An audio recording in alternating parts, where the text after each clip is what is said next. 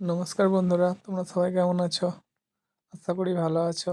আমিও ভালো আছি। অনেকদিন পর আবার ভিডিও নিয়ে চলে আসলাম। এই খাটটায় হাইড্রোলিক সেটিং কী করে করি দেখো, দেখতে থাকো। পুরো ভিডিওটা দেখতে থাকবে।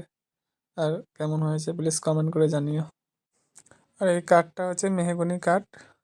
মেহগনি এই কাঠে পালিশটা কেমন হয়েছে কমেন্ট করে জানিও। আর এরকম খাট যদি কোনো কাউকে দরকার লাগে তো অবশ্যই স্ক্রিনে দেওয়া নম্বরে কন্ট্যাক্ট করতে পারো। যত্ন সহকারে করে ডেলিভারি শুধু করে দেওয়া যাবে। আচ্ছা, এই খাটে হাইড্রোলিকটা খুব সুন্দর সেটিং হয়েছে। তো ভিডিও শেষ পর্যন্ত ওয়াচ করো, দেখো।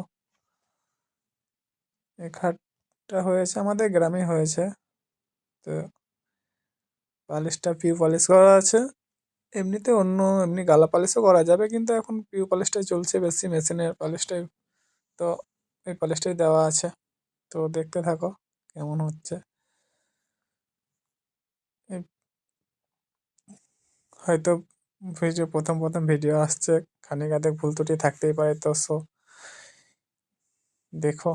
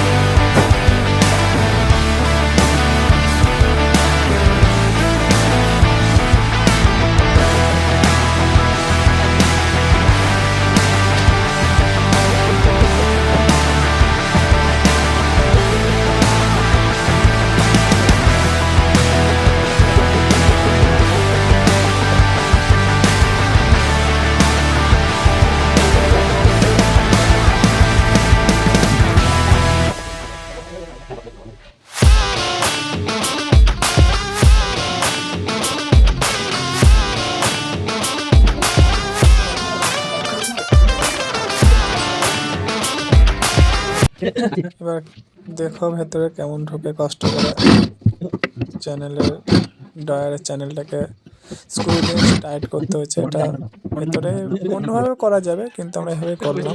তো দেখো এবার জগগুলো লাগানো হচ্ছে।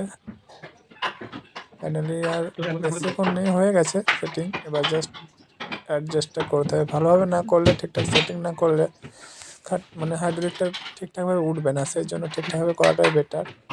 তো আর হয়ে গেছে ফাইনাল। এবার দেখতে থাকো কেমন হচ্ছে, দেখবে। টানটা দেওয়া হয়ে গেছে। এমনি রুমটা খুব সুন্দর হয়েছে, খুব ভালো সুন্দরই হয়েছে। আমি একটু ওঠানামা করে দেখে নিলাম আর কি কেমন হয়েছে। সো প্লিজ কমেন্ট করে জানিও। আর কারোর দরকার লাগলে স্ক্রিনে দেওয়া নম্বরে প্লিজ কন্ট্যাক্ট করবে।